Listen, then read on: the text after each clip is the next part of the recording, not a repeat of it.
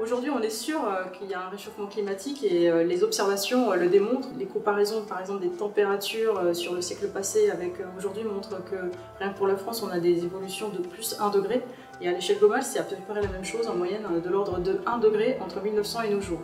Et on s'attend à avoir jusqu'à 2 degrés au minimum à la fin du siècle, voire 3 degrés.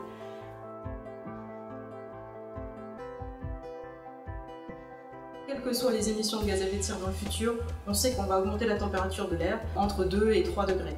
On sait aussi qu'on va modifier les précipitations, donc pour la France c'est plutôt une diminution des pluies en été et puis en hiver un contraste entre le nord et le sud. Et dans tous les cas, on va avoir une diminution des débits, donc une diminution de la ressource en eau disponible en France. Par contre, cette diminution elle est beaucoup plus marquée dans un contexte où on continue à émettre des gaz à effet de serre sans s'atténuer. Dans ces conditions, on pourrait avoir des diminutions de débit qui iront sur le bassin de la Seine d'une vingtaine à une dizaine de pourcents, mais dans le sud de la France jusqu'à plus de 40%. Et si par contre on arrive à atténuer, on peut réduire nettement ces impacts à environ 5%.